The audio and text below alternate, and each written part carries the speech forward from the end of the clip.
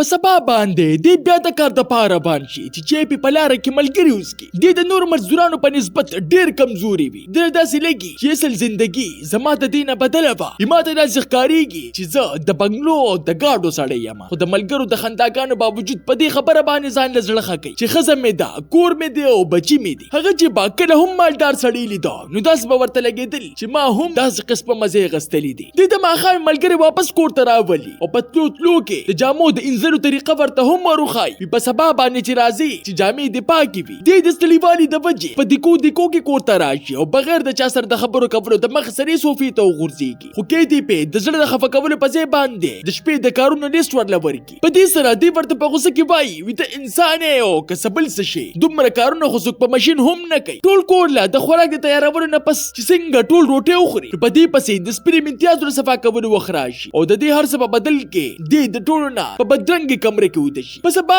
باندې دی بیا مزدوره لاړ شي چې ملګري د نه دې حرکتونو پسې د خندا نشني او ورسره په خپل موبایلو کې تینا ریکارډینګونه هم کوي د دمې په وخت کې دوی ګپ لګي چې ټول ته وایي تاسو په ما پورې خندېږئ دا هیڅ خبره نه ده ما ته هم داسې لګي چې ما په ټول عمر کې چرته هم کار نه دی کړی او ټول عمر مې لکه د نوابانو تیر کړی دی چې بوډا ملګري په ده پسې د خندا په ځای باندې نصیحت ورته شروع کړي وینران چر هم د ذموارونه نه تښتي سړی هغه دی چې خپل بچي په نرو ساتي ځان کلک کا ښه وخت هر کله راتلی شي دغه دا خبرې د زړه ته کوزي شي او په ژوند کې په اول ځل د 13 کالو نه پس دته د ذموارۍ غوندې مجبورۍ احساس وشي زه د وجې هغه په خوشحالۍ ژوند تېرول شروع کړي نه بانې کوي او نه ملګرو سره جګړې او د شپې په وخت کې کور ته سودا هم راوړي په اول ځل چې دته څنګه تنخوا میلو شي نو دی پوه شي چې په خپلو لاسو ګټلې شوې پیسې درنې هم وي او لږې هم دی څنګه په دې خوشحالۍ کې د وخته کور ته راشي نو لور ویني چې سیکل د چلولو چل ورله نه ورځي د دې په لیدو سره د ځان ملامت ښکاره شي چې دا زه لا څنګه پلار یم چې بچو له دومره هم ټیم نشم ورکولی د دې نه پس دی بچو له ټیم ورکول شروع کړي او چې کله هم کېټې وړو ته قارېږي نو دی یې حوصله کوي او چې کله پوهېږي نه د بچو په سر ورسره جګړې هم کوي دی اوس سټیډیم ته هم تګ شروع کړي چې هلته کې د لوبو کولو نه پس خپلو همزولو سره د ګپ لګولو د وجې خپل ټول تکلیفونه ترې نه هېر شي بل خوا کېټې د سبق د یادولو نه پس چې څنګه فرج کولو کې نو ټول فرج د بازاري څیزونو په ځای باندې د کور د خوراکونو ډکي په دې سره د کېټې یقین نه کېږي چې دا هغه لیونې تیار کړي دي چې څنګه کور ته راننوځي نو د ټول نه مخکې دې نه معافي وغواړي وي زه نه پوهېدمه ما تا سره هېڅ قسمه مرسته به نه کوله چې کېټې یې معاف کړي وي غلطي زما ده ستا په دې کې هېڅ غلطي نشته دې هغې له چی تیارې چې د المانه د کلا وهلو په وخت کې لاس یې ویني شي په دې سره هغه خو بل جوړ کړي وي د وینې بهېدو سره په ما بېهوشي راځي چې دا ورته چپ کېدو دپاره ووایي وي چې څومره ټوپونه وهې هغومره به ترې نه وینه زیاته روځي په مزه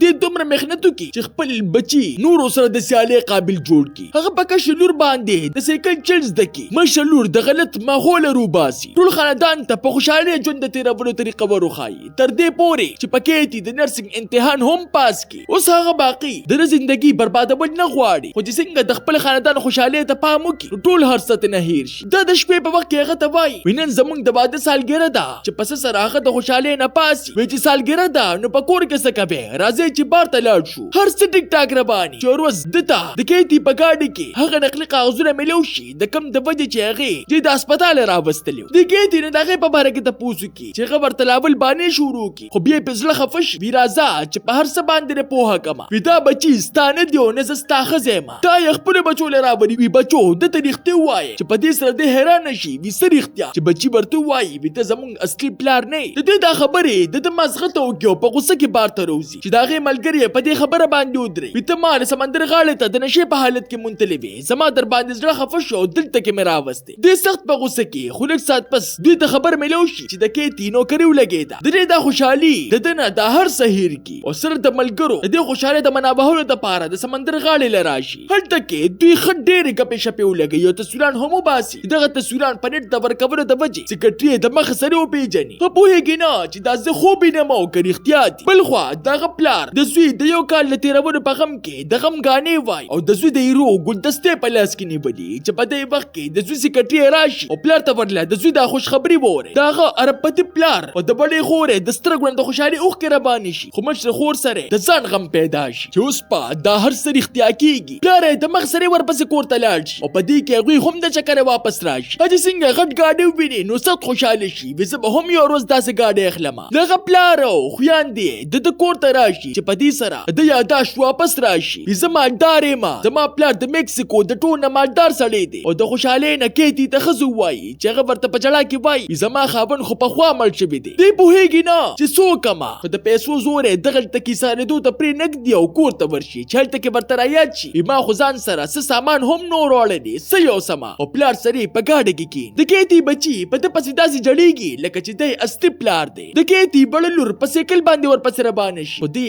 مجبوره او په جړا جړا کې کور ته راشي. په کور کې پلار لوریانو ته وایي وي ما تاسو ته نه وي چې دی به پوهه شي. د خیره سړی ترې نه جوړ شو. ټول خوشحاله خو د مشر خور ورته زړه هغسې ډکي. اوس په ده کې بدلون راغلی چې نوکران هم ورته حیران چې دا زمونږ هغه مشر دی او که بل څوک دی. ولې چې هغه به اوس هر یو کار په خپله کوو. هغه خپل سکرټري ته وایي په مزدورۍ کې ما ته د ازادۍ احساس وشو. هر چا به راباندې چغې وهلې. ما په تا چېرته وهلي دي چې په څه سره هغه ورته په خندا شي. وي داسې خو د راباندې ډېرې نه دي وهلې خو یو ورځ د سمندر ته غورځولي ومه. بل خوا کیتي د بچو د خوشحالولو دپاره شولې راولي خو یو کس هم ورته نه خندېږي چې کیتي بچو ته وایي وي راځئ چې هغه سړی بیا راولو. بل طرف ته هغه کپتان تر کښتۍ ته وهلو دپاره ووایي وي زه واپس هغلته کې ځمه چې پلار ورته په قار شي. وي دا دومره دولت او عزت هر څه پرېږدې او صرف یوې غریبې ښځې او د هغې بچو پسې ځي چې خور هم د خپلې فایدې دپاره د هغه طرف واخلي او پلار یې مجبوراً د کښتۍ ته وهلو حکم ورکړي. کیتي یو ملګری هم په بلې کښتۍ کې ورپسې را روان چې دی ورته مخ سرې په اشارو شي. په دې سره د پلار اراده بدله شي. وي کوزېدل موزېدل نشته چې څه د وجې دی مجبوراً د کښتۍ نه ټوپ ووهي او واپس هغه د غربت زندګي شروع کړي. 6 میاشتې پس د ده سکرټري د خواله راشي. وي دا وګوره ستا د واده کارت پلار درله د واده انتظام کړی دی چې دې په لیدو سره